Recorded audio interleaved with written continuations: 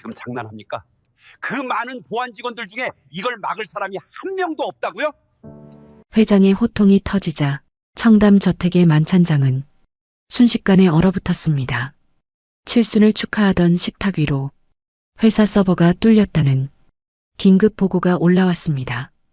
해외 투자 계약서와 내부 기밀 파일이 실시간으로 빠져나가고 있었습니다. 계약 발표까지 남은 시간은 단 하루였습니다. 이번 일이 터지면 수천억 투자도 회사의 신뢰도 모두 무너질 수 있었습니다. 하지만 전문 보안팀은 이미 접속 권한을 잃었고 임원들은 서로 얼굴만 바라볼 뿐이었습니다. 그때 장남이 식탁 옆에서 접시를 치우던 가정부를 보며 비웃었습니다. 뭘 그렇게 쳐다봐요?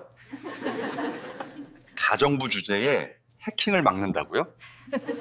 가족들 사이에서 낮은 웃음이 새어나왔습니다. 장남은 더 노골적으로 말을 던졌습니다. 막을 수 있으면 청담에 펜트하우스 한 채 줄게요. 그 순간 조용히 고개를 숙이고 있던 여자가 붉은 경고창이 떠 있는 노트북을 바라봤습니다. 그리고 낮게 말했습니다. 이건 밖에서 뚫고 들어온 게 아닙니다. 회사 안에 있는 누군가가 비밀번호를 넘겨준 겁니다. 대체 그 여자는 왜 그 순간 나서게 된 걸까요? 그리고 회장조차 몰랐던 그 여자의 진짜 정체는 무엇이었을까요? 사연 시작 전 구독과 좋아요를 눌러주셔서 귀한 마음을 나눠주세요. 끝까지 시청하신 후 어디서 듣고 계신지 댓글로 남겨주시면 그곳으로 큰 행운과 복을 보내드리겠습니다. 그럼 오늘 사연 시작하겠습니다. 회장 강문석은 한동안 아무 말도 하지 못했습니다. 칠순 만찬을 위해 차려진 식탁 위에는 아직 손도 대지 못한 음식들이 차갑게 식어가고 있었죠. 하지만 지금 누구도 음식 따위를 신경 쓰지 않았습니다. 모든 시선은 노트북 앞에 선 가정부에게 꽂혀 있었습니다. 서은숙. 이 집에 들어온 지 석 달 된 여자였습니다. 늘 새벽같이 출근해 부엌을 정리하고 식탁을 차리고 조용히 뒤로 물러나는 사람이었죠. 그런 여자가 지금 회사 서버가 뚫린 원인을 가장 먼저 짚어낸 겁니다. 장남 강태민은 눈썹을 꿈틀거리며 웃었습니다. 방금 뭐라고요? 누가 비밀번호를 넘겨줬다고요? 은숙은 그를 바라보지 않았습니다. 대신 화면에 떠 있는 접속 기록만 조용히 확인했습니다. 외부에서 무작정 밀고 들어온 흔적이면 접속 실패 기록이 먼저 쌓입니다.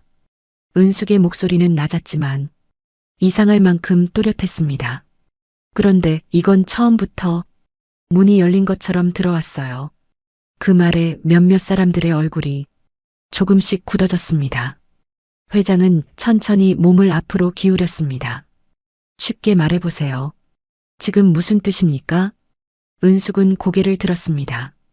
누군가 회사 안에서 쓰는 계정과 비밀번호를 밖에 있는 사람에게 넘긴 겁니다. 만찬장 안이 다시 조용해졌습니다. 그 말은 단순한 해킹이 아니라 내부 배신이라는 뜻이었습니다. 태민은 짧게 코웃음을 쳤습니다. 참 대단하시네요. 접시 몇 개 치우다가 보안 전문가라도 되셨습니까? 은숙은 대꾸하지 않았습니다.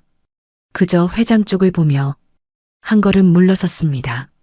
제가 틀렸을 수도 있습니다.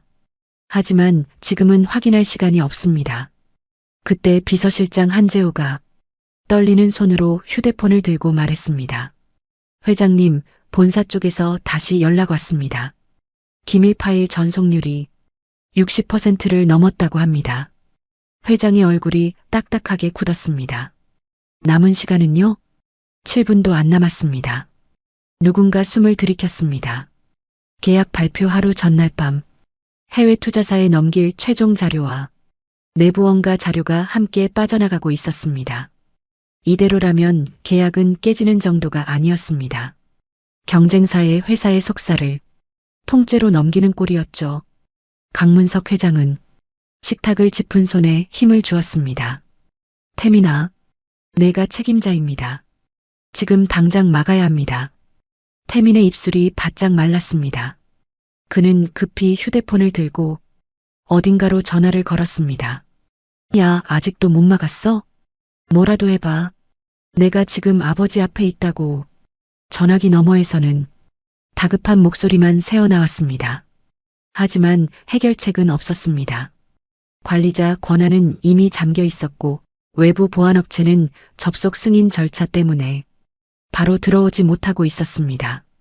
그때 은숙이 조용히 물었습니다. 저 노트북 제가 잠깐 봐도 되겠습니까? 태민이 그녀를 노려봤습니다.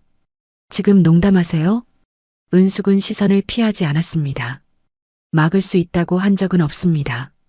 다만 지금 저 화면만 보면 어디서 새는지는 알 수 있을 것 같습니다. 태민은 어이없다는 듯 고개를 돌렸습니다. 아버지, 이건 말이 안 됩니다. 저 여자가 뭘 안다고 회사 시스템을 만집니까? 회장은 태민의 말을 듣고도 곧바로 대답하지 않았습니다. 그의 눈은 은숙에게 향해 있었습니다. 겁먹은 사람의 눈이 아니었습니다. 허둥대는 사람의 눈도 아니었습니다. 마치 오래전부터 이런 화면을 본 적이 있는 사람처럼 은숙은 붉은 경고창 아래의 작은 숫자들을 차분히 따라가고 있었습니다. 강문석 회장이 낮게 말했습니다. 서 여사. 은숙이 고개를 숙였습니다. 예, 회장님. 정말 볼 줄 압니까? 은숙은 잠시 침묵했습니다. 그 침묵이 길어질수록 만찬장 안의 공기는 더 무거워졌습니다. 그러다 그녀가 아주 천천히 대답했습니다. 조금은 압니다. 태민이 헛웃음을 터뜨렸습니다. 조금 안다고요? 수천억이 걸린 자료를 조금 아는 사람한테 맡기자고요? 회장은 태민을 쳐다봤습니다. 그럼 너는 막을 수 있습니까? 태민의 얼굴이 굳었습니다. 그건 지금 보안팀이 못 막고 있으니까. 지금 이 자리가 이 모양 아닙니까? 회장의 목소리가 낮아졌습니다. 낮아졌지만 그 안에는 더 큰 분노가 담겨 있었습니다. 태민은 입을 다물었습니다. 그 순간 회장은 노트북을 은숙 쪽으로 밀었습니다. 해보세요. 만찬장 안에 있던 사람들이 동시에 숨을 멈췄습니다. 은숙은 먼저 손을 씻었습니다. 식탁 옆 작은 세면대에서 비누 거품을 꼼꼼히 헹구고 앞치마에 손을 닦지 않았습니다. 대신 비서실장이 건넨 깨끗한 손수건으로 손가락 끝까지 천천히 닦았습니다. 그 작은 행동 하나에도 이상한 침착함이 있었습니다. 은숙은 노트북 앞에 앉았습니다. 화면에는 빨간 글씨가 계속 깜빡이고 있었습니다. 파일 전송 진행 중. 남은 시간 5분 40초. 은숙은 키보드 위에 손을 올렸습니다. 그리고 망설임 없이 몇 개의 창을 열었습니다. 검은 화면에 복잡한 글자와 숫자가 흘러내렸습니다. 며느리 윤세라는 믿기지 않는다는 듯 작게 중얼거렸습니다. 저분 진짜 뭘 아는 거예요? 아무도 대답하지 못했습니다. 은숙의 손가락은 빨랐습니다. 하지만 급하지는 않았습니다. 마치 실타래에 매듭을 풀듯 하나씩 확인하고 하나씩 지워나갔죠. 그러다 은숙이 화면 한쪽을 가리켰습니다. 여기입니다. 회장이 물었습니다. 뭐가 보입니까? 외부 접속 주소는 해외로 되어 있지만 처음 열어준 계정은 본사 내부 계정입니다. 누구 계정입니까? 은숙은 바로 대답하지 않았습니다. 대신 한 번 더 확인했습니다. 그리고 조용히 말했습니다. 비서실 공용 계정입니다. 비서실장 한재호의 얼굴이 순식간에 창백해졌습니다. 그건 말도 안 됩니다. 저희 계정은 매일 관리하고 있습니다. 은숙은 차분히 고개를 끄덕였습니다. 그래서 더 이상합니다. 관리되는 계정이니까 누군가 일부러 열어주지 않으면 이렇게 들어올 수 없습니다. 태민이 벌떡 일어섰습니다. 지금 비서실을 의심하는 겁니까? 은숙은 처음으로 태민을 똑바로 바라봤습니다. 의심하는 게 아닙니다. 기록이 그렇게 말하고 있습니다. 그 말에 태민의 턱이 굳었습니다. 잠깐이었습니다. 아주 짧은 순간이었지만 회장은 그 표정을 놓치지 않았습니다. 은숙은 다시 화면으로 시선을 돌렸습니다. 파일 전송을 바로 끊으면 상대가 흔적을 지우고 도망갈 겁니다. 비서실장이 다급히 물었습니다. 그럼 어떻게 해야 합니까? 먼저 가짜기를 하나 열어줘야 합니다. 가짜길이요? 상대가 진짜 파일을 가져간다고 믿게 만들고 그 사이에 원본 전송을 막는 겁니다. 임원 중 한 사람이 멍한 얼굴로 물었습니다. 그게 지금 가능합니까? 은숙은 짧게 숨을 들이켰습니다. 가능하게 만들어야죠. 그녀의 손가락이 다시 움직였습니다. 식탁 위 시계 초침 소리가 유난히 크게 들렸습니다. 남은 시간 4분, 3분 50초, 3분 20초, 화면 속 전송률은 72%에서 멈춘 듯 보였습니다. 하지만 모두가 안도하기도 전에 붉은 경고창이 하나 더 떠올랐습니다. 강제 삭제 명령 감지. 은숙의 눈빛이 날카롭게 변했습니다. 상대가 눈치챘습니다. 회장이 낮게 물었습니다. 막을 수 있습니까? 은숙은 대답 대신 키보드를 더 빠르게 두드렸습니다. 그 순간 태민이 그녀의 뒤로 다가왔습니다. 그만하세요. 괜히 더 망가뜨리면 당신이 책임질 겁니까? 은숙은 화면에서 눈을 떼지 않은 채 짧게 말했습니다. 지금 멈추면 전부 넘어갑니다. 가정부가 책임질 수 있는 일이 아니잖아요. 그 말에 은숙의 손이 아주 잠깐 멈췄습니다. 하지만 그녀는 돌아보지 않았습니다. 대신 낮게 대답했습니다. 책임질 수 없는 사람은 처음부터 비밀번호를 넘기지 말았어야죠. 그 한마디에 태민의 얼굴에서 웃음기가 사라졌습니다. 은숙은 마지막 명령어를 입력했습니다. 잠시 후 노트북 화면에 붉은 경고창이 하나씩 꺼지기 시작했습니다. 파일 전송 중지, 외부 접속 차단, 원본 자료 보호 완료. 비서실장이 거의 울먹이며 외쳤습니다. 회장님 멈췄습니다. 전송이 멈췄습니다. 만찬장 안에 있던 사람들은 믿기지 않는다는 얼굴로 화면을 바라봤습니다. 몇 분 전까지만 해도 접시를 치우던 가정부가 회사 전체를 무너뜨릴 뻔한 위기를 막아낸 겁니다. 하지만 은숙은 웃지 않았습니다. 오히려 더 차가운 표정으로 화면 아래쪽 기록을 내려다보고 있었습니다. 회장이 조용히 물었습니다. 끝난 겁니까? 은숙은 천천히 고개를 저었습니다. 아닙니다. 모두의 얼굴이 다시 굳어졌습니다. 은숙은 화면에 남은 기록 하나를 회장 쪽으로 돌려 보여주었습니다. 파일을 빼가려던 사람이 마지막에 지우려고 한 게 있습니다. 회장은 눈을 가늘게 떴습니다. 그게 뭡니까? 은숙의 목소리가 조금 더 낮아졌습니다. 3년 전 강 회장님 회사 보안 사고 보고서입니다. 그 순간 회장의 눈빛이 흔들렸습니다. 3년 전 그 말이 나오자 은숙의 손끝에도 아주 미세한 떨림이 스쳤습니다. 그녀는 아무렇지 않은 척했지만 속으로는 오래 묻어둔 이름 하나를 다시 떠올리고 있었습니다. 남편 윤도현. 그가 억울하게 세상을 떠났던 바로 그 사건 말입니다. 3년 전 보안사고 보고서라고요? 회장 강문석의 목소리가 눈에 띄게 낮아졌습니다. 그 이름은 이 집안에서도 회사에서도 오랫동안 입 밖에 꺼내지 않았던 말이었습니다. 3년 전 강문석 회장이 평생 일군 회사는 한번 크게 흔들린 적이 있었습니다. 신제품 설계 자료가 경쟁사로 넘어갔다는 의혹이 터졌고 그 책임은 당시 외부 보안업체 대표에게 돌아갔죠. 그 사람이 바로 윤도현이었습니다. 서은숙의 남편이었습니다. 하지만 그 사실을 아는 사람은 이 만찬장에 아무도 없었습니다. 은숙은 시선을 내리깔았습니다. 노트북 화면에는 삭제 직전 복구된 파일 이름 하나가 선명하게 떠 있었습니다. 3년 전 내부 보안 사고, 최종 보고서. 그 파일을 본 순간 은숙은 숨을 아주 얕게 들이켰습니다. 마치 오래된 상처 위에 누군가 손끝을 댄 것처럼 가슴 안쪽이 조용히 저려왔습니다.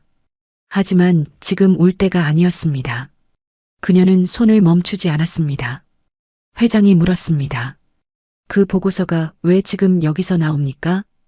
은숙은 대답하기 전에 먼저 파일을 다른 저장 공간에 복사했습니다. 그 작은 행동을 보고 비서실장 한재호가 급히 말했습니다. 잠깐만요. 그건 회사 내부 자료입니다. 은숙은 차분히 고개를 끄덕였습니다. 알고 있습니다. 그래서 지워지기 전에 보존해야 합니다. 태민이 날카롭게 끼어들었습니다. 서 여사, 지금 선 넘고 있는 거 아닙니까?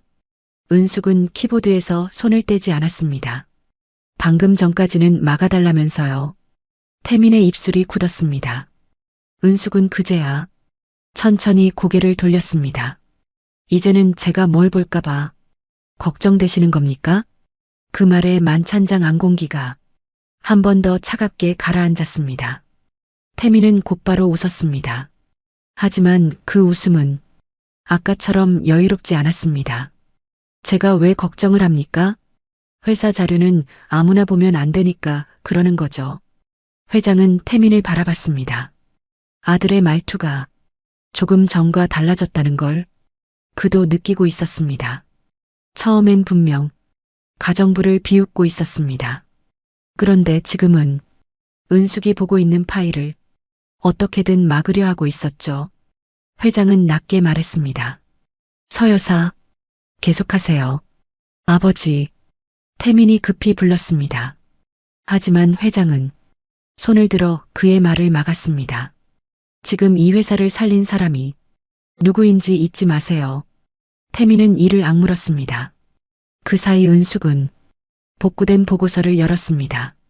화면에는 당시 사고 경위가 짧게 정리되어 있었습니다. 신제품 설계 자료 외부 유출, 외부 보안업체 관리 부실, 계약 위반 및 손해배상 청구, 윤도현 대표 책임 인정. 은숙은 그 마지막 줄에서 손끝이 멈췄습니다. 책임 인정. 그 네 글자가 그녀의 눈에 박혔습니다. 남편은 끝까지 자신이 한 일이 아니라고 말했습니다. 그날도 그랬습니다. 늦은 밤 집으로 돌아온 남편은 거실불도 켜지 않은 채 한참을 서 있었습니다. 은숙이 물었죠. 여보, 무슨 일 있어요? 남편은 한참 뒤에야 힘없이 대답했습니다. 나 아니야. 그 파일 내가 넘긴 거 아니야. 그때 은숙은 남편의 말을 믿었습니다. 하지만 세상은 믿어주지 않았습니다. 회사도 믿지 않았고 언론도 믿지 않았고 함께 일하던 사람들마저 등을 돌렸습니다. 며칠 뒤 남편은 억울함을 풀지 못한 채 세상을 떠났습니다. 그리고 은숙의 삶도 그날 함께 무너졌죠. 은숙은 그 기억을 억지로 밀어냈습니다. 지금 중요한 건 감정이 아니었습니다. 증거였습니다. 그녀는 보고서의 기록을 하나씩 내려봤습니다. 그러다 이상한 부분에서 마우스를 멈췄습니다. 회장님, 강문석이 가까이 다가왔습니다. 여기 결제 시간이 이상합니다. 결제 시간이요? 당시 사고 최종 보고서가 작성된 시간이 밤 11시 12분입니다. 회장이 눈을 가늘게 떴습니다. 은숙은 이어서 말했습니다. 그런데 이 보고서에 들어간 증거 파일 생성 시간은 밤 11시 48분입니다. 비서실장이 놀란 얼굴로 화면을 들여다봤습니다. 그럼 보고서가 먼저 만들어지고 증거가 나중에 붙었다는 뜻입니까? 은숙은 천천히 고개를 끄덕였습니다. 예, 순서가 반대입니다. 식탁에 앉아있던 임원 하나가 작게 중얼거렸습니다. 그럼 누군가 보고서를 먼저 써놓고 나중에 증거를 끼워 맞춘 거잖아요. 그 말에 모두가 침묵했습니다. 은숙은 화면을 넘겼습니다. 그리고 또 하나의 기록을 찾아냈습니다. 당시 보고서를 최종 수정한 계정, 강태민 전무, 만찬장 안의 시선이 일제히 태민에게 향했습니다. 태민은 바로 표정을 구겼습니다. 그때 제가 전무였으니까 제 계정으로 처리된 게 뭐가 이상합니까? 은숙은 차분하게 말했습니다. 계정은 전무님 것이 맞습니다. 하지만 접속 위치가 이상합니다.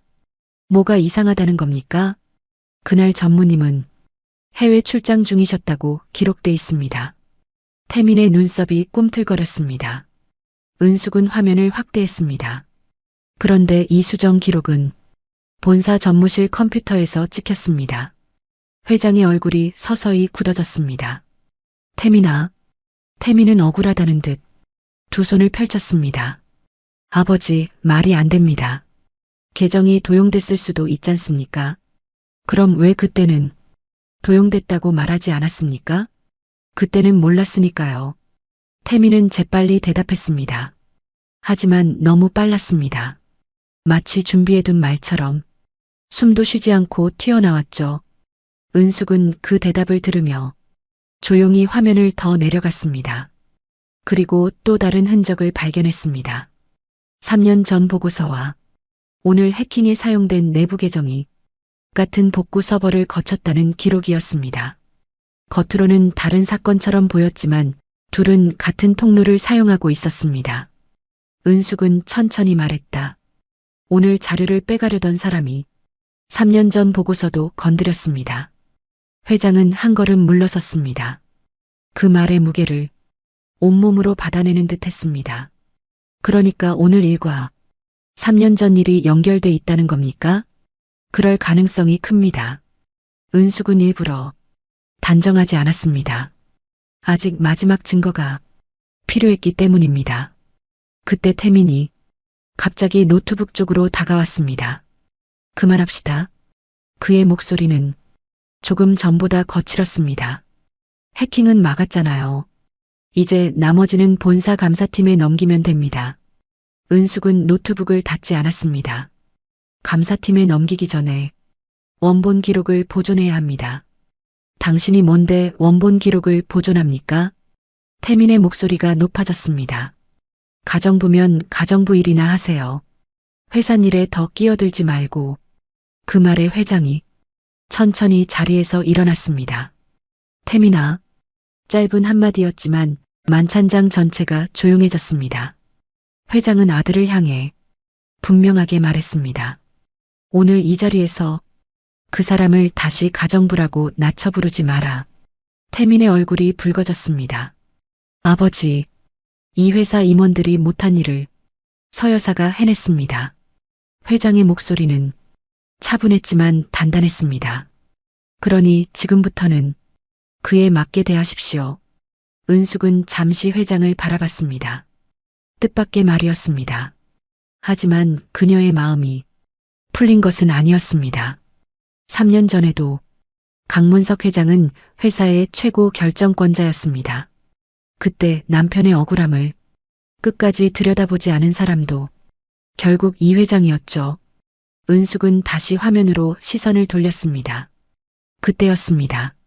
노트북 오른쪽 아래에 새로운 알림 하나가 떠올랐습니다. 외부 접속 제시도. 은숙의 표정이 변했습니다. 아직 안 끝났습니다. 비서실장이 놀라 물었습니다. 또 들어온 겁니까? 아니요. 은숙은 화면을 빠르게 확인했습니다. 이번에는 회사 서버가 아니라 회장님 개인 금고 서버를 노리고 있습니다. 그 말에 회장의 눈빛이 흔들렸습니다. 개인 금고 서버. 그곳에는 회사 자료보다 더 민감한 것들이 들어 있었습니다. 가족 지분 계약서, 후계 승계 관련 문서, 그리고 3년 전 사건 당시 외부에 공개하지 않았던 비밀회의 녹취록까지. 은숙은 낮게 말했습니다. 상대가 마지막 증거를 지우려 합니다. 태민의 얼굴에서 피가 빠져나갔습니다. 그 표정을 본 은숙은 조용히 확신했습니다. 오늘 밤 이 저택 안에 모든 답이 있습니다. 개인 금고 서버. 그 말이 나온 순간 만찬장 안의 공기가 완전히 달라졌습니다. 회사 서버가 뚫렸을 때와는 또 다른 긴장감이었습니다. 회장 강문석의 얼굴에서도 처음으로 당혹감이 스쳤습니다. 회사 자료는 임원들이 함께 아는 영역이었습니다. 하지만 개인 금고 서버는 회장만 접근할 수 있는 곳이었죠. 그 안에는 가족들에게도 공개하지 않은 자료들이 있었습니다. 지분 계약서, 후계 승계 관련 문서, 그리고 3년 전 보안 사고 직후 비공개로 진행했던 회의 녹취록까지. 그 녹취록이 사라지면 3년 전 사건의 진실도 영영 묻힐 수 있었습니다. 은숙은 노트북 화면을 보며 짧게 숨을 고르었습니다. 붉은 경고창은 아까보다 더 빠르게 깜빡이고 있었습니다. 이번 공격은 자료를 빼가는 방식이 아니었습니다. 남겨진 기록을 지우는 방식이었죠. 비서실장 한재호가 떨리는 목소리로 물었습니다. 서 여사님, 이번에도 막을 수 있습니까? 은숙은 바로 대답하지 않았습니다. 먼저 화면을 살폈습니다. 접속 주소, 시도 시간, 권한 요청 기록, 그리고 금고 서버로 들어가려는 마지막 승인 계정. 은숙의 눈이 한 지점에서 멈췄습니다. 이상합니다. 회장이 낮게 물었습니다. 뭐가 이상합니까? 은숙은 화면을 회장 쪽으로 돌렸습니다. 금고 서버는 회장님 승인 없이는 절대 열리지 않는 구조라고 들었습니다. 맞습니다. 내 승인 없이는 열 수 없습니다. 그런데 지금 승인 요청이 이미 한 번 통과됐습니다. 회장의 표정이 굳었습니다. 내가 승인한 적 없습니다. 그럼 누군가 회장님 인증수단을 복사했거나 회장님 휴대폰을 잠깐이라도 만졌다는 뜻입니다. 그 말에 가족들의 시선이 자연스럽게 식탁 위로 향했습니다. 회장의 휴대폰은 아까부터 그의 오른쪽에 놓여 있었습니다. 하지만 칠순만찬이 시작되기 전 그 휴대폰을 대신 받아들었던 사람은 분명히 있었습니다. 장남 강태민이었습니다. 회장이 천천히 아들을 바라봤습니다. 태민아. 태민은 곧바로 고개를 저었습니다. 아버지, 또 저입니까? 제가 아버지 휴대폰을 만졌다고 전부 제 짓이라는 겁니까? 나는 아직 내 짓이라고 하지 않았다. 회장의 목소리는 낮았습니다. 하지만 그 낮은 목소리 안에는 서늘한 의심이 담겨 있었습니다. 태민은 주변을 둘러보며 억울하다는 듯 웃었습니다. 다들 왜 그렇게 봅니까? 아버지께서 식사 중에 전화가 오셔서 제가 잠깐 받아들인 것뿐입니다. 은숙은 그 말을 듣고도 태민을 몰아붙이지 않았습니다. 그녀는 오히려 조용히 확인을 이어갔습니다.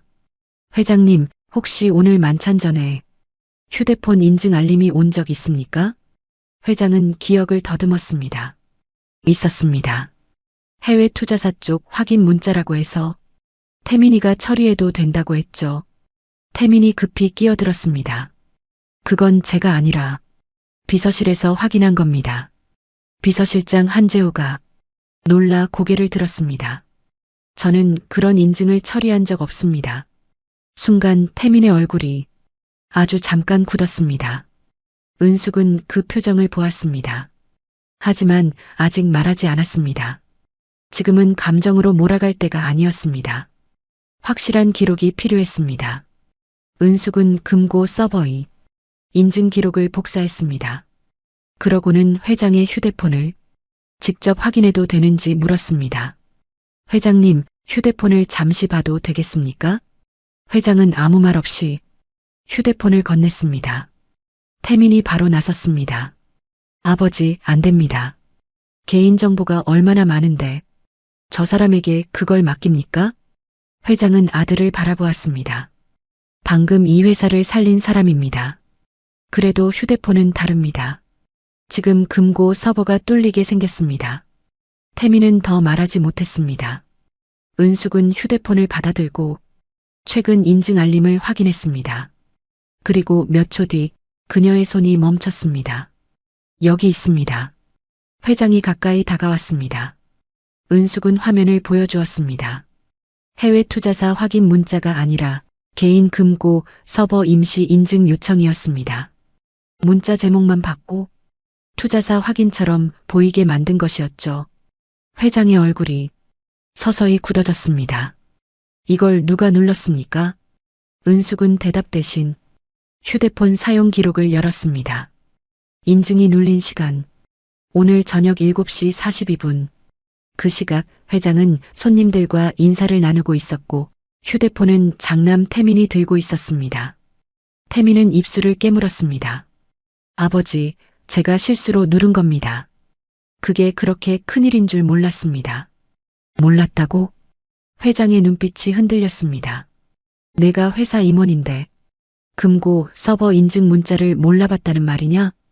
태민은 대답하지 못했습니다. 은숙은 다시 노트북 화면으로 시선을 돌렸습니다. 금고 서버 삭제 명령은 아직 진행 중이었습니다. 남은 시간 2분. 은숙은 빠르게 손을 움직였습니다. 이번에는 단순히 막기만 해서는 안 됐습니다. 삭제를 멈추면서 누가 명령을 내렸는지도 붙잡아야 했습니다. 그녀는 조용히 말했습니다. 회장님, 지금부터는 전원을 끄면 안 됩니다. 비서실장이 놀라 물었습니다. 그럼 그냥 두라는 겁니까? 아니요. 상대가 도망가지 못하게 길을 잠가야 합니다. 은숙은 공격자가 들어온 길을 거꾸로 따라가기 시작했습니다. 겉으로는 해외 주소가 찍혀 있었지만 중간에 숨어 있는 연결 기록들이 하나씩 모습을 드러냈습니다. 처음에는 해외 서버, 그 다음은 국내 임대 서버, 마지막은 저택 내부 와이파이. 은숙이 조용히 말했습니다. 여기 있습니다. 회장이 물었습니다. 어디입니까? 이 저택 안에서 접속했습니다. 그 한마디에 사람들이 동시에 주변을 돌아봤습니다. 지금 이만 찬장 안에 해킹을 지시한 사람이 있거나 적어도 접속 장비가 있다는 뜻이었습니다. 며느리 윤세라는 불안한 눈으로 태민을 바라봤습니다. 여보, 이게 무슨 일이에요? 태민은 신경질적으로 대답했습니다. 당신까지 왜 그래? 나도 피해자야. 그때 은숙이 조용히 말을 이었습니다.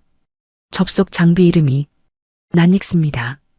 태민이 바로 소리쳤습니다. 그만하세요.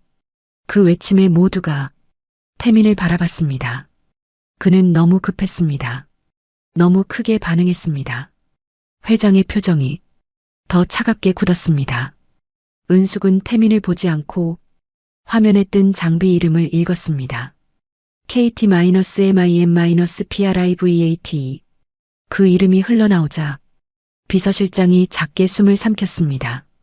태민의 영문 이름, 캥태이민. 그리고 그가 평소 들고 다니던 개인 태블릿의 이름과 같았습니다. 윤세라가 떨리는 목소리로 물었습니다. 여보, 저거 당신 태블릿 아니에요?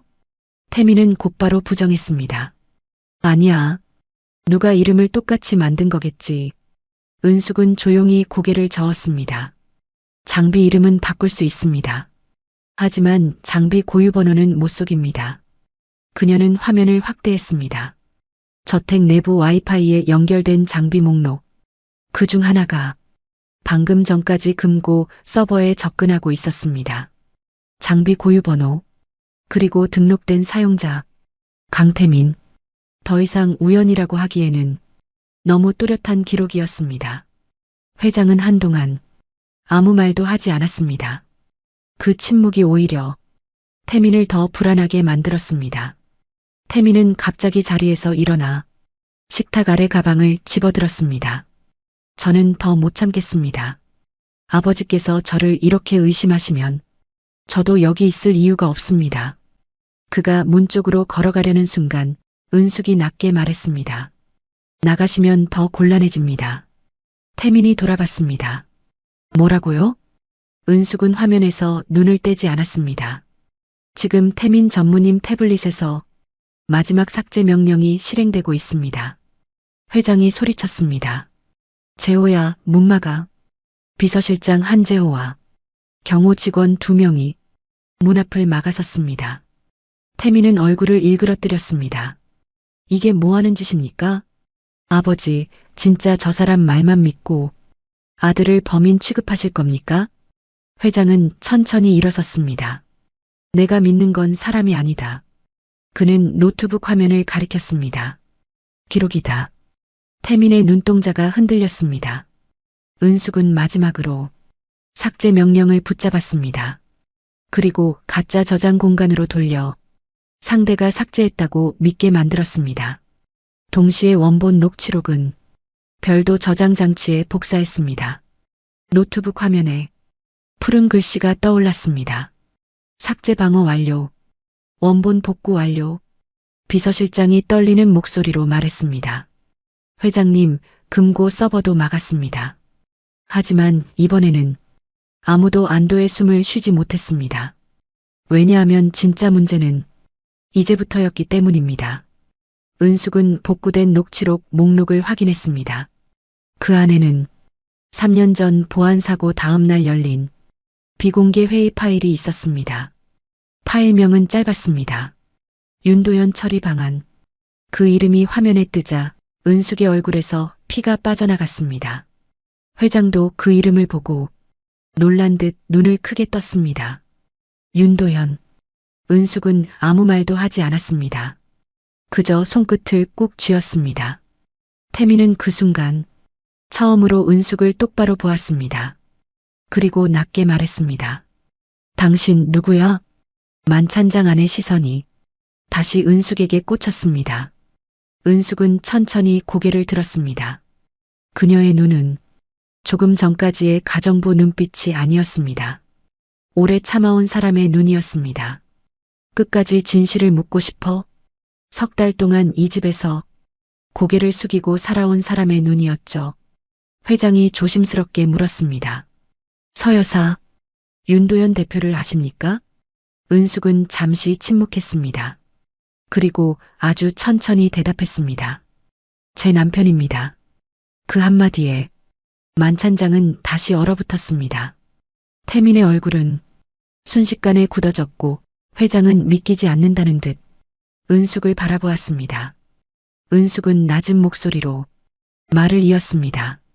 3년 전 그 사람은 회사 자료를 빼돌렸다는 누명을 썼습니다.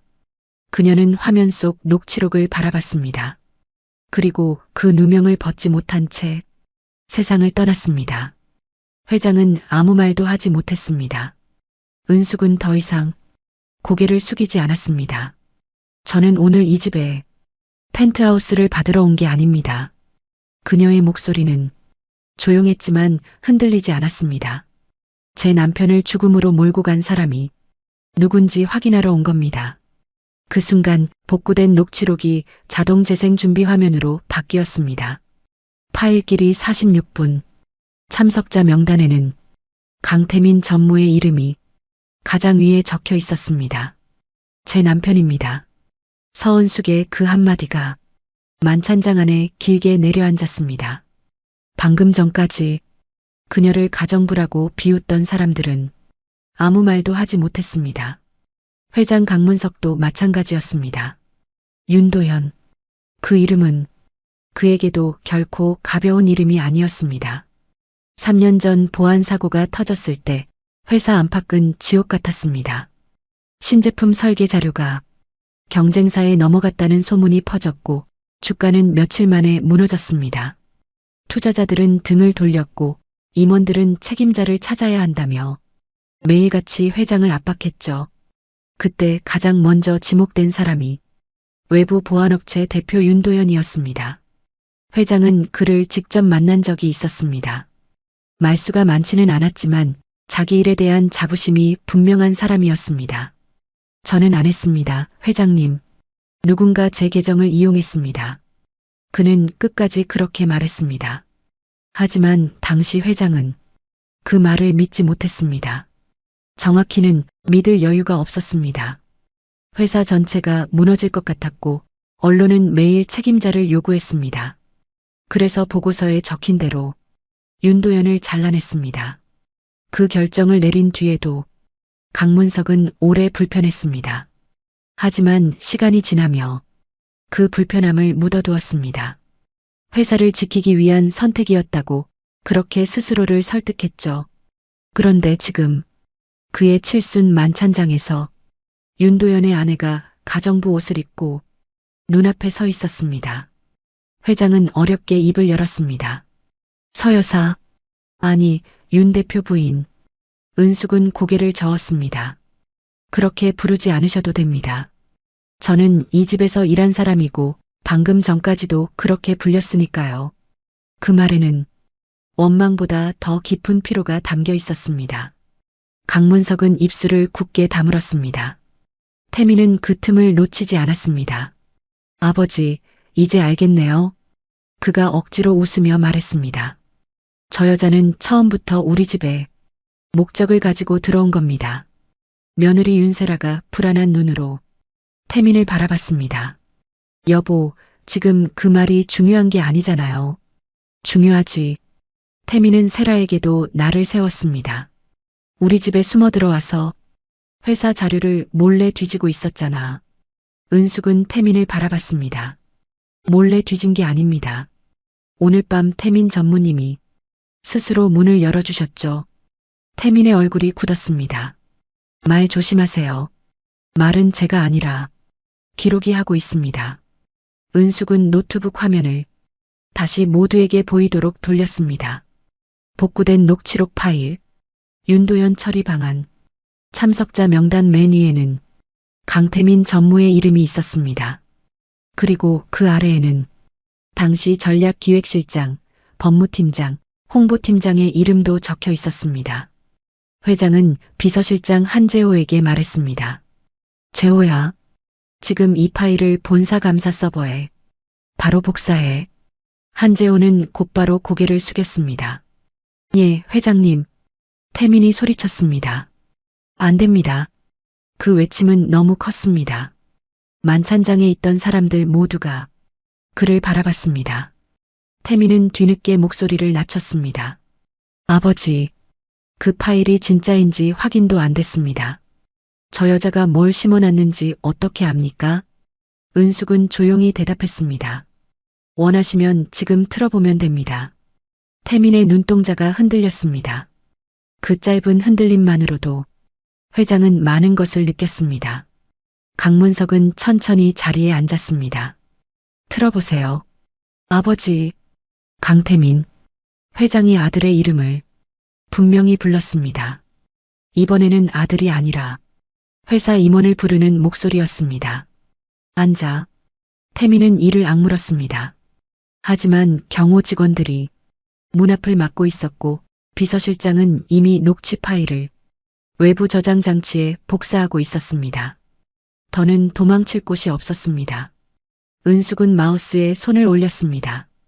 그 순간 그녀의 손끝이 아주 작게 떨렸습니다. 3년 동안 그토록 찾고 싶었던 순간이었습니다. 하지만 막상 진실 앞에 서자 가슴이 먼저 무너질 것 같았습니다. 그녀는 숨을 천천히 들이쉬었습니다. 그리고 재생 버튼을 눌렀습니다. 스피커에서 낡은 회의실 소리가 흘러나왔습니다. 의자가 끌리는 소리, 종이가 넘어가는 소리, 그리고 익숙한 남자의 목소리. 강태민이었습니다. 윤도현 쪽으로 정리하면 됩니다. 외부 업체 대표 하나가 책임지면 이 일은 조용히 끝납니다. 은숙은 눈을 감지 않았습니다. 끝까지 들었습니다. 이어 다른 남자의 목소리가 나왔습니다. 하지만 실제 접속은 전무님 계정에서 시작됐습니다. 그 말에 만찬장 안에 모두가 태민을 바라봤습니다. 녹취 속 태민은 조금의 망설임도 없이 대답했습니다. 그건 기록에서 지우면 되잖아요. 윤도현 계정으로 바꿔 넣으세요. 은숙의 손이 노트북 옆을 꾹 붙잡았습니다. 손등 위로 핏줄이 섰습니다. 하지만 그녀는 울지 않았습니다. 울음은 3년 전에 이미 너무 많이 흘렸습니다. 지금 필요한 건 눈물이 아니라 끝까지 듣는 용기였습니다. 녹취는 계속 이어졌습니다. 홍보팀장의 목소리가 물었습니다. 윤 대표가 끝까지 부인하면요? 잠시 침묵이 흐른 뒤 태민의 목소리가 다시 들렸습니다. 믿어줄 사람이 없게 만들면 됩니다. 회사 자료 팔아먹은 사람으로 몰면 누가 그 말을 듣겠습니까? 그 순간 회장의 얼굴이 완전히 무너졌습니다. 그는 손으로 이마를 짚었습니다. 태민아, 그 목소리에는 분노보다 먼저 참담함이 묻어 있었습니다. 태민은 자리에서 벌떡 일어났습니다. 조작입니다. 그는 거의 악을 쓰듯 말했습니다. 저 목소리 조작입니다. 요즘은 목소리도 다 만들 수 있지 않습니까? 은숙은 고개를 끄덕였습니다. 맞습니다. 그래서 음성만으로는 부족하죠. 태민의 눈빛이 멈췄습니다. 은숙은 파일 옆에 있던 회의실 CCTV 백업 목록을 열었습니다. 다행히 그날 회의실 영상도 같은 폴더에 남아 있었습니다. 태민의 얼굴에서 마지막 여유가 사라졌습니다. 화면이 바뀌었습니다. 3년 전 본사 회의실, 어두운 밤 긴 테이블 앞에 앉아 있는 태민과 몇몇 임원들의 모습이 보였습니다. 영상 속 태민은 자료를 넘기며 말하고 있었습니다. 소리는 방금 들은 녹취와 정확히 맞아떨어졌습니다. 이제 빠져나갈 구멍은 없었습니다. 며느리 윤세라는 입을 막고 뒤로 한 걸음 물러섰습니다. 여보, 진짜 당신이 한 거예요? 태민은 세라를 노려봤습니다. 당신까지 나를 의심해? 세라는 눈물이 맺힌 채 고개를 저었습니다. 의심이 아니라 지금 보고 있잖아요. 그 말에 태민의 얼굴이 흉하게 일그러졌습니다. 회장은 천천히 일어났습니다. 그의 걸음은 느렸지만 흔들리지 않았습니다. 강태민, 태민은 처음으로 아버지를 제대로 보지 못했습니다. 회장은 아들의 앞에 섰습니다. 내가 그랬구나. 아버지, 저는 회사를 위해서 강문석의 목소리가 낮게 떨렸습니다. 내가 회사를 위해서 죄 없는 사람을 죽음으로 몰았다는 말이냐? 태민은 숨을 거칠게 쉬었습니다. 제가 죽인 게 아닙니다. 그 사람이 약했던 겁니다. 그 말이 끝나기도 전에 만찬장 안이 싸늘하게 식었습니다. 은숙은 그 말을 듣고도 한동안 움직이지 않았습니다. 남편이 약해서 죽었다는 말, 그 잔인한 한마디가 3년 동안 겨우 버텨온 마음을 다시 찢어놓는 것 같았습니다. 하지만 그녀는 쓰러지지 않았습니다. 천천히 고개를 들었습니다. 제 남편은 약한 사람이 아니었습니다. 그녀의 목소리는 작았지만 또렷했습니다. 끝까지 사실을 말했는데 아무도 들어주지 않았을 뿐입니다. 회장은 그 말을 듣고 눈을 감았습니다. 은숙은 회장을 바라봤습니다. 회장님도 그 중 한 분이셨습니다. 그 한마디에 강문석의 얼굴이 굳었습니다. 은숙은 피하지 않았습니다. 저는 태민 전무님만 보러 온 게 아닙니다. 만찬장 안은 숨소리조차 작아졌습니다. 그때 윤도현이라는 사람이 정말 죄가 있는지 확인하지 않고 보고서 한 장으로 사람을 버린 분도 회장님이셨습니다. 회장은 아무 말도 하지 못했습니다.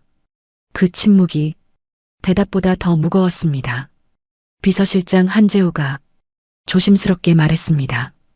회장님, 경찰에 연락하겠습니다.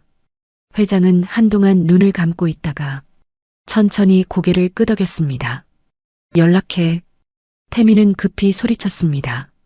아버지, 이러면 회사가 무너집니다. 회장은 아들을 바라봤습니다. 아니다. 그의 목소리는 조금 전보다 더 단단해져 있었습니다. 회사는 내가 이미 무너뜨렸다. 태민은 멍하니 아버지를 바라봤습니다. 회장은 이어서 말했습니다. 오늘부터 강태민 전무의 모든 직무와 권한을 정지한다. 태민의 얼굴이 하얗게 질렸습니다. 아버지, 그리고 3년 전 윤도현 대표 사건은 내 이름으로 다시 조사하겠다. 은숙은 그 말을 듣고도 기뻐하지 않았습니다. 너무 늦은 말이었기 때문입니다. 남편은 돌아오지 않았고 그녀의 시간도 되돌릴 수 없었습니다. 하지만 적어도 남편의 이름은 다시 더럽혀진 채 남지 않을 수 있었습니다. 그때 회장이 은숙 쪽으로 몸을 돌렸습니다. 그는 아주 천천히 고개를 숙였습니다. 70평생 누군가 앞에서 쉽게 고개 숙인 적 없는 사람이었습니다. 하지만 이번만은 달랐습니다. 미안합니다. 은숙은 아무 대답도 하지 않았습니다. 회장은 다시 말했습니다. 그때 내가 제대로 봤어야 했습니다. 윤 대표 말을 들었어야 했습니다. 은숙의 눈가가 조금 붉어졌습니다. 하지만 그녀는 끝내 눈물을 떨어뜨리지 않았습니다. 사과는 제가 아니라 제 남편에게 하셔야죠. 회장은 고개를 들지 못했습니다. 그때 저택 밖에서 사이렌 소리가 희미하게 들리기 시작했습니다. 경찰이 도착하고 있었습니다. 태미는 마지막으로 은숙을 노려봤습니다. 그 눈빛에는 반성보다 원망이 더 많았습니다. 이게 끝이라고 생각하지 마십시오. 은숙은 조용히 대답했습니다. 끝이 아니죠. 그녀는 노트북 화면에 남은 또 하나의 폴더를 바라봤습니다. 오늘 밤 복구된 자료 속에는 태민 혼자서는 만들 수 없는 더 큰 거래 기록이 남아 있었습니다. 3년 전부터 이어진 경쟁사와의 비밀 접촉, 그리고 그 대가로 오간 차명 계좌네요. 은숙은 낮게 말했습니다. 이제 시작입니다. 그 말을 끝으로 저택의 문이 열렸습니다. 경찰과 수사관들이 들어왔고 칠순 만찬장은 순식간에 수사 현장으로 바뀌었습니다. 화려한 샹들리에 아래에서 누군가는 모든 것을 잃고 있었고 누군가는 3년 만에 처음으로 남편의 억울함 앞에 조금 가까이 다가가고 있었습니다. 하지만 은숙은 알고 있었습니다. 진짜 보상은 청담 펜트하우스가 아니었습니다. 진짜 보상은 사람들이 다시는 남편의 이름 앞에 범죄자라는 말을 붙이지 못하게 되는 것, 그 하나였습니다. 경찰이 들어온 뒤 청담 저택의 만찬장은 더 이상 가족의 자리가 아니었습니다. 식탁 위에 놓인 접시와 잔은 그대로 남아 있었지만 그 사이를 오가는 사람들은 이제 손님이 아니었죠. 수사관들은 노트북과 태블릿, 회장의 휴대폰과 보조 저장 장치를 하나씩 확인했습니다. 조금 전까지 칠순을 축하하던 음악은 어느새 완전히 꺼져 있었습니다. 대신 들리는 건 수사관들이 낮게 주고받는 목소리와 카메라 셔터 소리뿐이었습니다. 강태민은 경호 직원들 사이에 서서 이를 악물고 있었습니다. 아직 수갑이 채워진 건 아니었지만 그는 이미 모든 시선을 잃은 사람처럼 보였습니다. 회장 강문석은 식탁 끝에 앉아 있었습니다. 그의 앞에는 차갑게 식은 미역국이 놓여 있었죠. 칠순 생일상. 하지만 그날 밤 그 밥상은 누군가의 생일을 축하하는 자리가 아니라 한 가족의 민낯을 드러내는 자리가 되고 말았습니다. 수사관 한 사람이 은숙에게 조심스럽게 다가왔습니다. 서은숙 씨 맞으시죠? 은숙은 고개를 끄덕였습니다. 예. 오늘 복구하신 자료와 해킹 차단 과정에 대해 진술을 부탁드려야 합니다. 은숙은 잠시 노트북을 바라봤습니다. 그 안에는 남편 윤도현의 이름이 들어간 파일들이 아직 열려 있었습니다. 3년 동안 찾아 헤맨 흔적들이 이제야 눈앞에 나타난 겁니다. 하지만 그 자료를 보고도 마음이 시원해지지는 않았습니다. 오히려 이상하게 더 조용해졌습니다. 누명을 벗길 수 있다는 안도보다 그 긴 시간 동안 아무도 믿어주지 않았다는 서늘한 허무가 먼저 밀려왔죠. 은숙은 작게 대답했습니다. 필요한 건 다 말씀드리겠습니다. 수사관은 고개를 숙였습니다. 감사합니다. 다만 오늘 밤은 많이 놀라셨을 테니 간단한 확인만 먼저 하겠습니다. 그때 태민이 비웃듯 말했습니다. 많이 놀라기는요. 처음부터 이걸 노리고 들어온 사람인데. 그 말에 윤세라가 그를 돌아봤습니다. 여보, 그만해요. 태민은 세라를 노려봤습니다. 당신은 조용히 있어. 아직 아무것도 확정된 거 없어. 세라는 더 이상 물러서지 않았습니다. 조금 전까지는 남편의 눈치를 보던 사람이었습니다. 하지만 녹취와 영상까지 본 뒤에는 그녀도 더는 예전처럼 말을 삼킬 수 없었습니다. 확정된 게 없다고요? 세라의 목소리가 떨렸습니다. 당신 목소리였고, 당신 얼굴이었고, 당신 태블릿이었어요. 태민은 입술을 깨물었습니다. 너까지 나를 팔아? 당신을 파는 게 아니에요. 세라는 눈물을 참으며 말했습니다. 당신이 이미 모두를 팔았잖아요. 회사를 팔고, 아버님을 속이고, 죄 없는 사람 인생까지 망가뜨렸잖아요. 만찬장 안이 다시 조용해졌습니다. 태민은 무언가 말하려 했지만 그때 수사관이 그의 앞을 막았습니다. 강태민 씨, 지금부터 임의동행 요청드립니다. 거부하실 수는 있지만 증거인멸 우려가 있어 절차에 따라 진행될 수 있습니다. 태민은 회장을 바라봤습니다. 마지막까지 아버지가 자신을 막아주길 바라는 눈빛이었습니다. 아버지, 정말 이러실 겁니까? 강문석은 천천히 고개를 들었습니다. 그 얼굴은 몇 시간 전의 회장 얼굴이 아니었습니다. 분노로 사람을 몰아붙이던 얼굴도 아니고 아들의 말을 먼저 믿으려던 아버지 얼굴도 아니었습니다. 그는 한순간에 늙어버린 사람처럼 보였습니다. 태민아, 그가 어렵게 입을 열었습니다. 아버지로서는 내가 멈추길 바랐다. 태민의 눈이 흔들렸습니다. 회장으로서는 내가 책임져야 한다. 그 말에 태민은 허탈하게 웃었습니다. 결국 저보다 회사가 먼저군요. 강문석은 조용히 대답했습니다. 아니다. 이번에는 회사가 아니라 사람이다. 태민은 대답하지 못했습니다. 수사관들이 그를 데리고 저택 밖으로 나갔습니다. 윤세라는 그 뒷모습을 멍하니 바라봤습니다. 남편이 끌려가는 장면을 보면서도 그녀는 울지 못했습니다. 울기에는 너무 많은 것이 한꺼번에 무너졌기 때문이죠.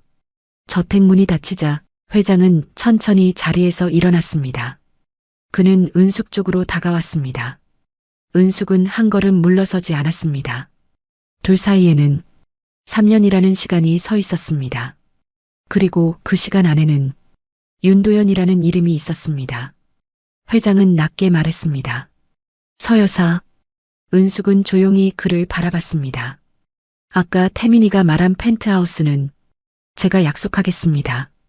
그 말에 주변 사람들이 놀란 눈으로 회장을 봤습니다. 청담 펜트하우스 한 채, 장남이 조롱처럼 던진 말이었지만 회장은 그것을 실제 보상으로 바꾸려 하고 있었습니다. 하지만 은숙은 고개를 저었습니다. 괜찮습니다. 회장은 멈칫했습니다. 받지 않겠다는 겁니까? 예. 은숙의 대답은 짧았습니다. 회장은 이해할 수 없다는 듯 그녀를 바라봤습니다. 서 여사님은 오늘 회사를 살렸습니다. 그리고 3년 전 진실까지 밝혀주셨습니다. 은숙은 조용히 말했습니다. 제가 회사를 살리려고 이 집에 온 건 아닙니다. 그 말에 회장의 얼굴이 굳었습니다. 은숙은 이어 말했습니다. 제 남편 이름을 다시 세우려고 온 겁니다. 만찬장 안은 숨을 죽인 듯 조용했습니다. 은숙은 노트북 화면에 떠있는 윤도현의 이름을 바라봤습니다. 펜트하우스는 살아있는 사람에게는 큰 보상일 수 있겠죠. 그녀의 목소리는 차분했지만 깊었습니다. 하지만 죽은 사람의 억울함을 집 한 채로 갚을 수는 없습니다. 회장은 아무 말도 하지 못했습니다. 은숙은 그를 똑바로 바라봤습니다. 저는 세 가지를 원합니다. 강문석은 천천히 고개를 끄덕였습니다. 말씀하세요. 첫째, 윤도현 대표의 누명을 회장님 이름으로 공식적으로 바로잡아주세요. 은숙의 목소리는 흔들리지 않았습니다. 회사 홈페이지에 사과문을 올리고 언론에도 정정 보도를 요청해 주세요. 회장은 눈을 감았다가 천천히 떴습니다. 그렇게 하겠습니다. 은숙은 이어 말했습니다. 둘째, 3년 전 남편에게 청구했던 손해배상과 그로 인해 압류됐던 재산에 대해 전부 원상 회복해 주세요. 그 말에 비서실장 한재호가 조심스럽게 회장을 바라봤습니다.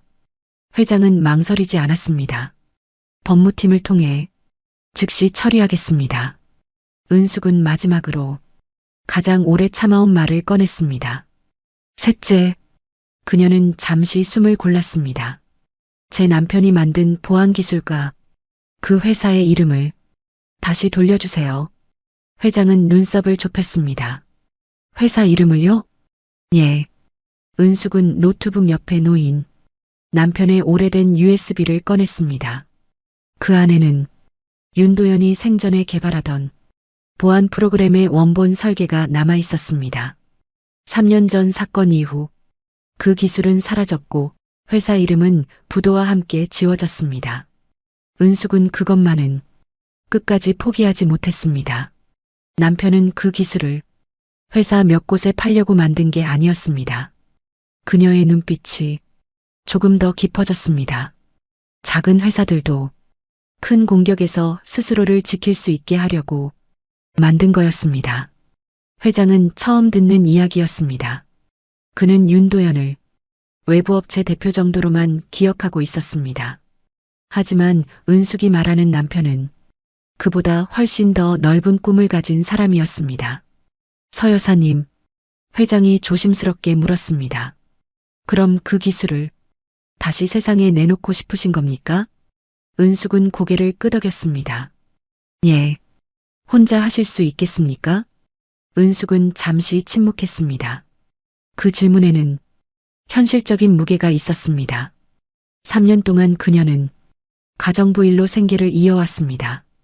남편의 기술을 다시 살리기엔 돈도 사람도 회사도 없었습니다. 하지만 그녀는 눈을 피하지 않았습니다. 혼자서는 어렵겠죠. 그러고는 낮게 덧붙였습니다. 그래도 남편 이름으로 다시 시작하고 싶습니다. 회장은 한동안 그녀를 바라봤습니다. 그 순간 그는 자신이 무엇을 놓쳤는지 조금씩 깨닫고 있었습니다. 3년 전 그가 버린 건 한 외부업체 대표가 아니었습니다. 억울한 사람의 인생이었고 그 뒤에 남은 가족의 시간이며 어쩌면 회사가 앞으로 지켜야 했던 양심 그 자체였죠.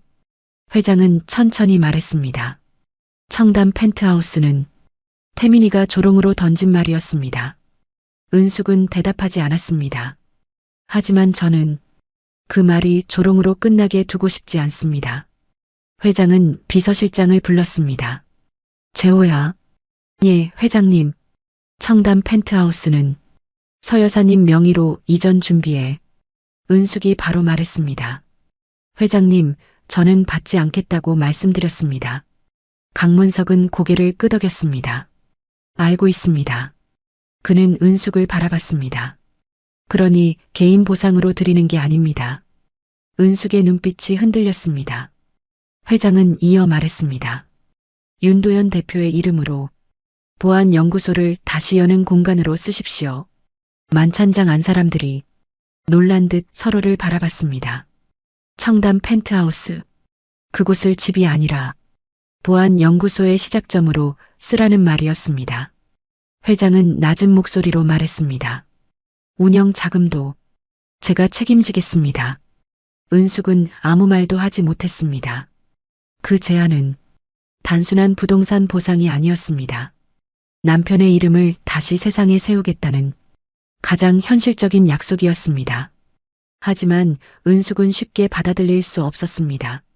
3년 동안 품어온 분노가 하루아침에 사라지는 것은 아니었으니까요. 회장님, 그녀가 조용히 말했습니다. 돈으로 사과를 대신할 수는 없습니다. 강문석은 고개를 숙였습니다. 알고 있습니다. 그리고 저는 회장님을 완전히 용서한 것도 아닙니다. 그것도 알고 있습니다. 회장의 대답은 짧았습니다. 하지만 이번에는 변명하지 않았습니다. 은숙은 그 모습에서 처음으로 아주 작은 차이를 느꼈습니다. 3년 전에는 그가 회사 뒤에 숨어 있었습니다. 오늘은 적어도 자기 잘못 앞에서 물러서지 않고 있었습니다. 은숙은 한참 뒤에야 말했습니다. 연구소는 받겠습니다. 회장이 고개를 들었습니다. 은숙은 차분히 말을 이었습니다. 하지만 제 이름이 아니라 윤도현 이름으로 시작하겠습니다. 물론입니다. 그리고 회장님 회사의 홍보용으로 사용하지 마세요. 강문석은 곧바로 고개를 끄덕였습니다. 그렇게 하지 않겠습니다. 은숙은 마지막으로 말했습니다.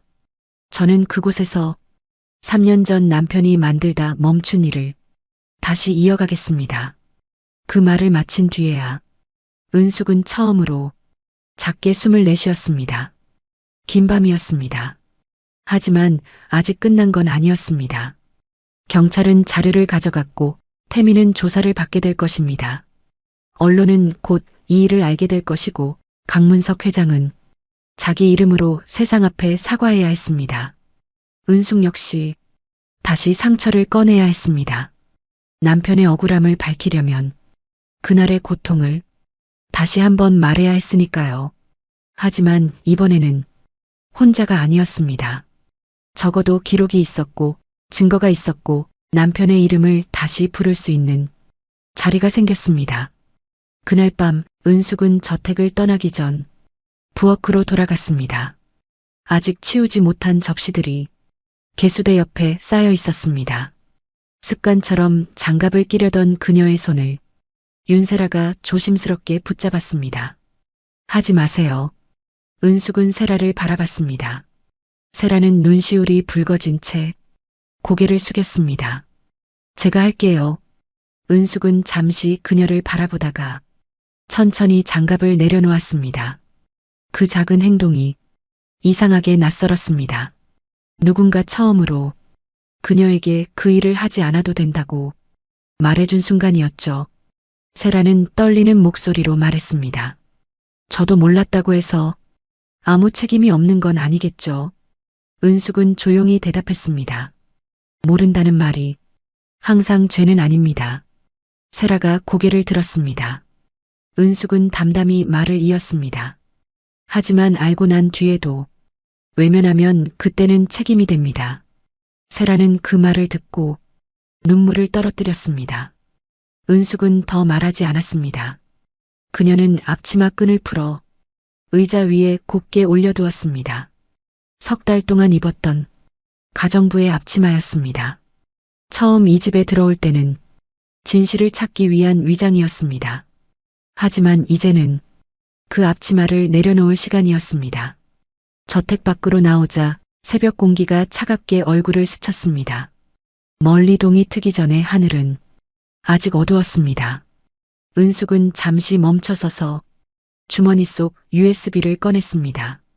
남편이 남긴 작은 저장 장치, 3년 동안 그녀가 품고 다닌 마지막 희망이었습니다.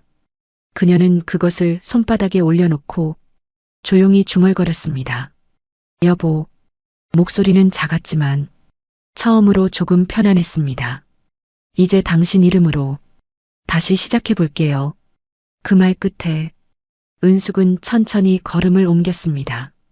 청담의 새벽길 위로 차가운 바람이 불었지만 그녀의 손 안에는 다시 따뜻해지기 시작한 이름 하나가 단단히 쥐어져 있었습니다. 석 달 뒤 청담 한복판에 있던 그 펜트하우스의 문패는 조용히 바뀌어 있었습니다. 누군가의 호화로운 집이 아니라 작은 보안 연구소가 된 것입니다. 문 앞에는 은색 글씨로 이런 이름이 붙어 있었습니다. 윤도현 보안연구소. 서은숙은 그 문패 앞에 한참을 서 있었습니다. 손에는 작은 꽃다발이 들려 있었죠.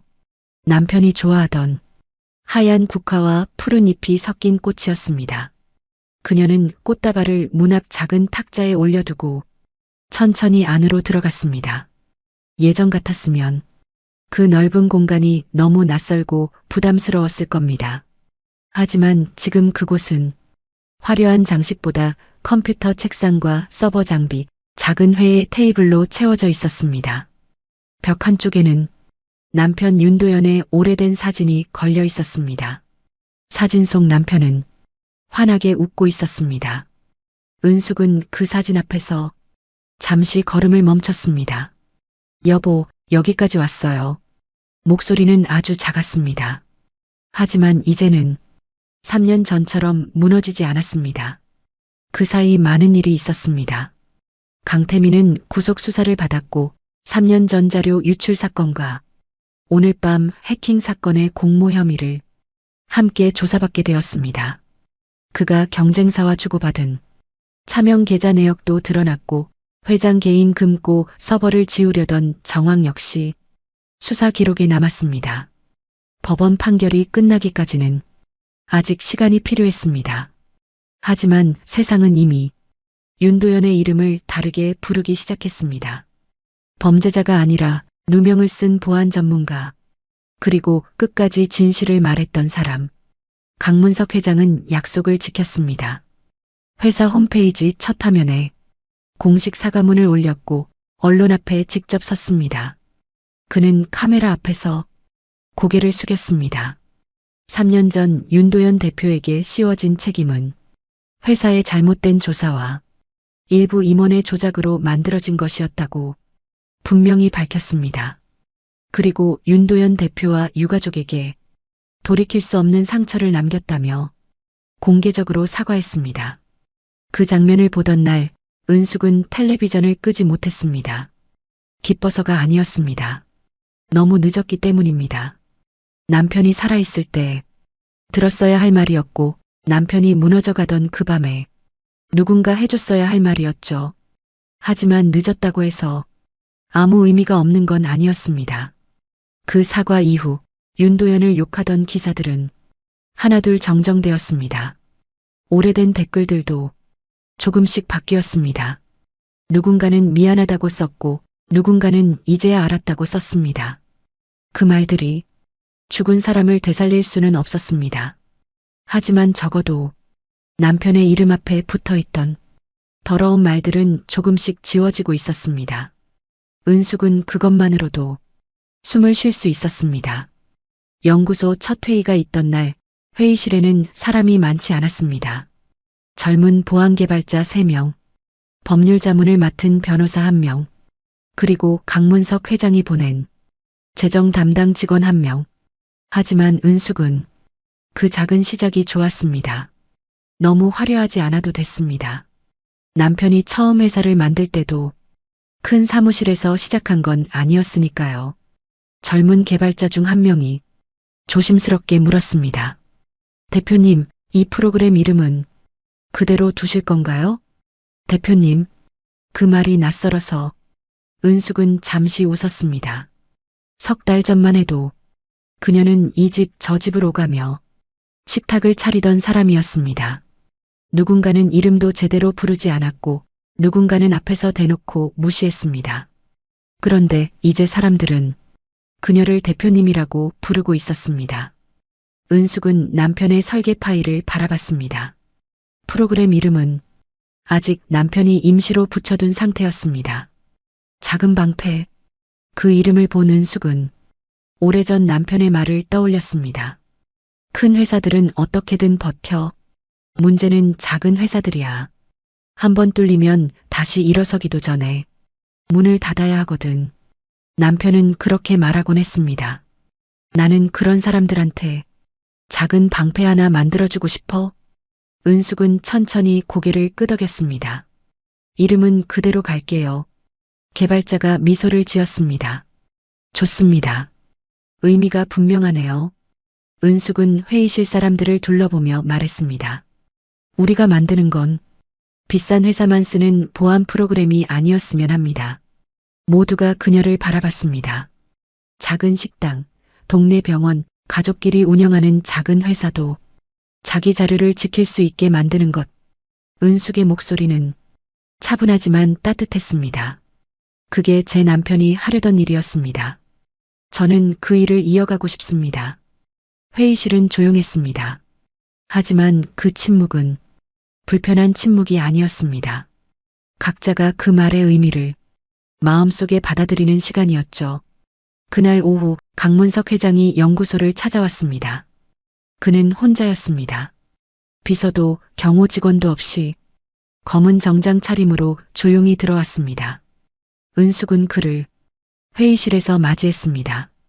두 사람 사이에는 아직 쉽게 풀리지 않는 시간이 있었습니다. 회장은 그것을 알고 있었습니다. 그래서 억지로 웃지 않았고 편한 척하지도 않았습니다. 서 대표님, 그는 처음으로 그녀를 그렇게 불렀습니다. 은숙은 잠시 그 호칭을 들은 뒤 조용히 고개를 숙였습니다. 오셨습니까? 회장은 벽에 걸린 윤도현의 사진을 바라봤습니다. 한참을 보던 그는 사진 앞에 작은 봉투 하나를 내려놓았습니다. 이건 개인적으로 쓴 편지입니다. 은숙은 봉투를 바라봤습니다. 저에게 주시는 겁니까? 회장은 고개를 저었습니다. 윤 대표에게 쓴 겁니다. 그 말에 은숙은 아무 대답도 하지 못했습니다. 회장은 조용히 말을 이었습니다. 그때 믿지 못해서 미안하다고, 너무 늦게 와서 미안하다고 썼습니다. 그의 목소리는 낮았습니다. 읽어달라고 드리는 건 아닙니다. 그냥 여기에 두고 가고 싶었습니다. 은숙은 봉투를 짚지 않았습니다. 그저 사진 앞에 놓인 편지를 한참 바라봤습니다. 용서라는 말은 아직 너무 컸습니다. 사과를 받았다고 해서 잃어버린 세월이 돌아오지는 않았습니다. 하지만 적어도 회장이 더는 변명하지 않는다는 건 알 수 있었습니다. 은숙은 천천히 말했습니다. 회장님, 강문석이 그녀를 바라봤습니다. 저는 아직 회장님을 다 용서하지 못했습니다. 알고 있습니다. 앞으로도 오래 걸릴 겁니다. 그것도 알고 있습니다.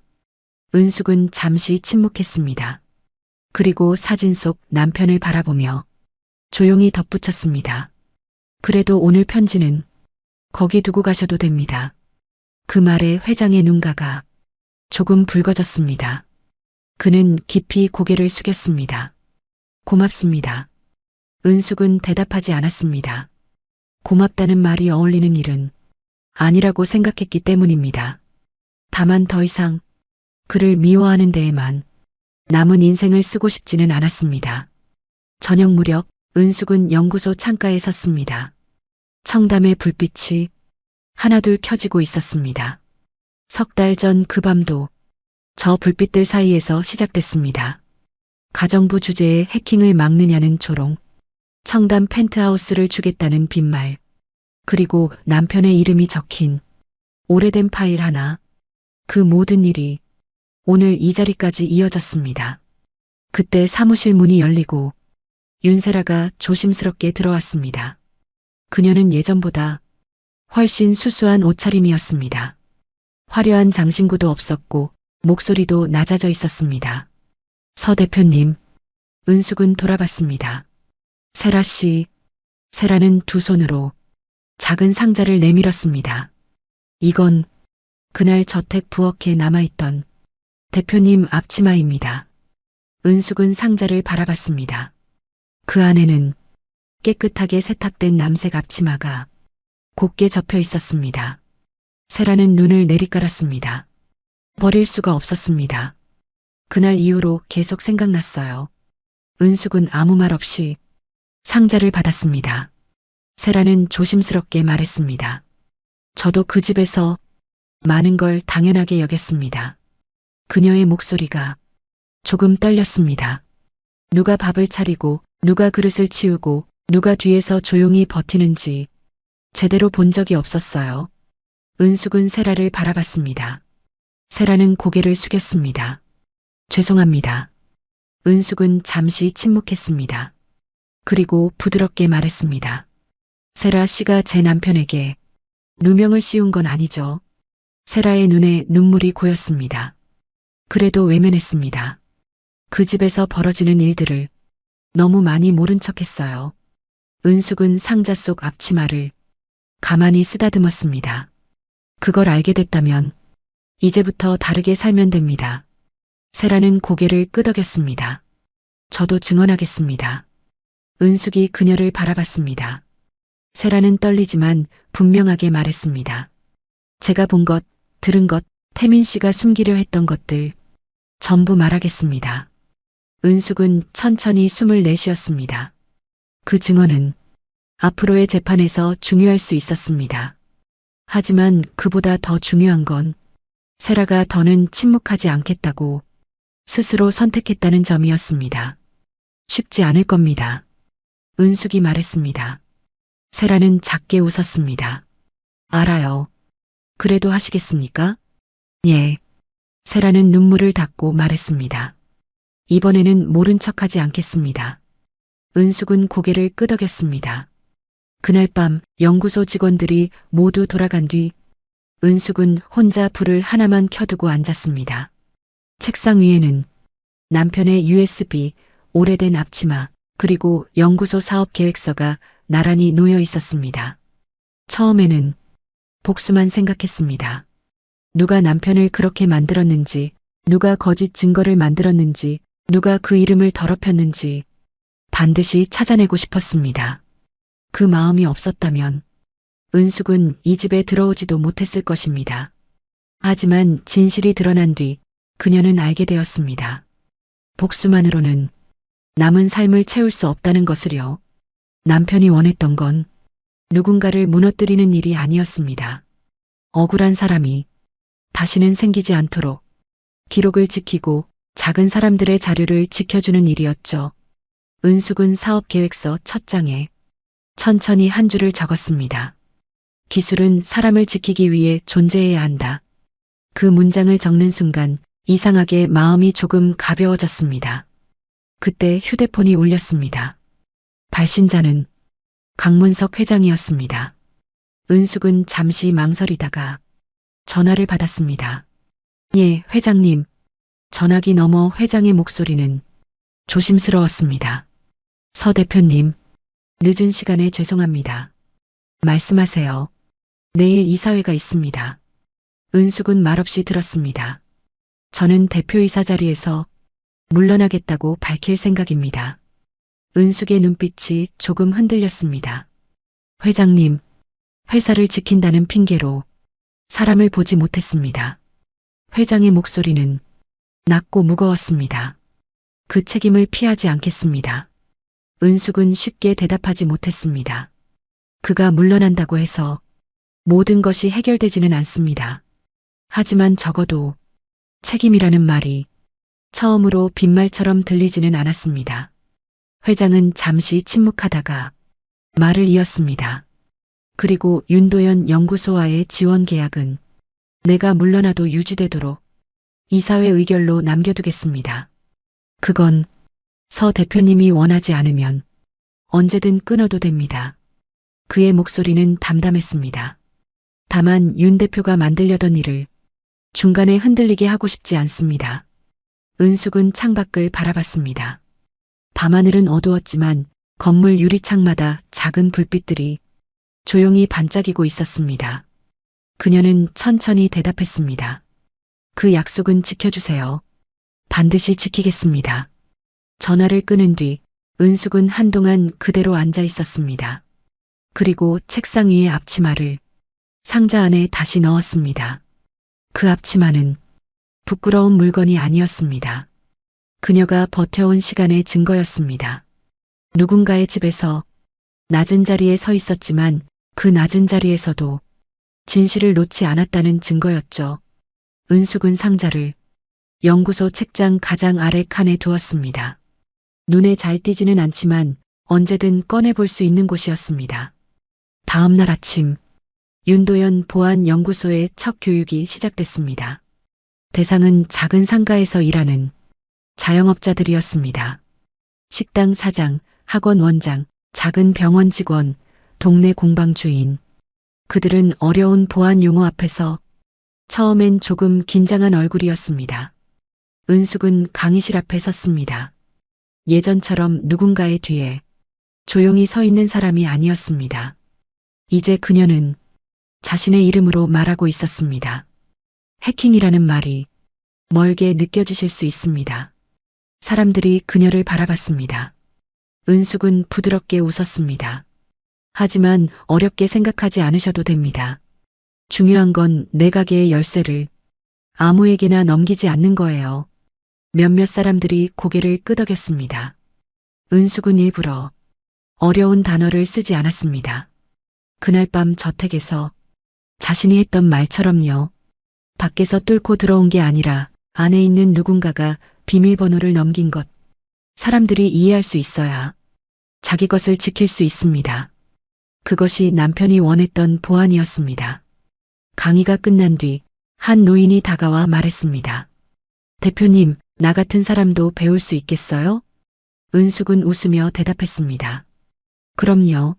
못 배우는 게 아니라 누가 쉽게 설명해 주지 않았던 거죠. 노인은 안심한 듯 웃었습니다. 그 미소를 보는 순간 은숙은 알았습니다. 이제 정말 시작이라는 것을요. 며칠 뒤 윤도현의 누명은 공식적으로 벗겨졌습니다. 언론은 뒤늦게 그의 이름을 다시 썼고 회사 앞에는 작은 추모 공간이 마련되었습니다. 은숙은 남편 사진 앞에 하얀 꽃을 놓았습니다. 이번에는 혼자가 아니었습니다. 연구소 직원들, 세라, 그리고 조용히 뒤에 선 강문석까지 그 자리에 함께 있었습니다. 은숙은 사진을 바라보며 마음속으로 말했습니다. 여보, 이제 사람들이 당신 이름을 다시 제대로 부르고 있어요. 바람이 조용히 불었습니다. 꽃잎 하나가 사진 아래로 떨어졌습니다. 은숙은 그것을 손끝으로 가만히 정리했습니다. 그리고 천천히 돌아섰습니다. 그녀의 앞에는 아직 해야 할 일이 많았습니다. 재판도 남아 있었고, 연구소도 키워야 했고, 작은 사람들을 위한 보안 교육도 계속 이어가야 했습니다. 하지만 이제 은숙은 더 이상 숨지 않았습니다. 가정부라는 이름 뒤에 자신을 감추지 않았습니다. 누군가가 낮은 자리라고 부르던 곳에서 그녀는 가장 중요한 진실을 지켜냈습니다. 그리고 조롱처럼 던져진 청담 펜트하우스 한 채는 마침내 한 사람의 억울함을 밝히고 더 많은 사람을 지키는 공간이 되었습니다. 인생은 가끔 가장 낮아 보이는 자리에서 가장 높은 진심을 드러냅니다. 서은숙은 그날 밤 회사를 살린 것이 아니었습니다. 남편의 이름을 살렸고 자신의 시간을 되찾았으며 누군가 또 억울하게 무너지지 않도록 작은 방패 하나를 세상 앞에 다시 세운 것이었습니다. 오늘 이야기는 가정부라는 낮은 이름 뒤에 숨어있던 한 사람이 끝내 진실을 지켜낸 이야기였습니다. 누군가는 돈과 권력으로 사람의 이름을 지울 수 있다고 믿었지만 기록은 사라지지 않았고 억울함도 끝내 묻히지 않았습니다. 청담 펜트하우스보다 더 큰 보상은 남편의 이름을 되찾고 자신의 삶을 다시 시작한 것이었죠. 여러분 곁에도 조용히 버티고 있는 누군가가 있다면 오늘은 그 사람의 진심을 한 번 더 바라봐 주셨으면 좋겠습니다. 사연 재밌게 들으셨다면 좋아요와 구독 그리고 어디서 듣고 계신지 남겨주시면 그것보다 더 큰 응원은 없습니다. 오늘도 영상 시청해 주셔서 감사합니다.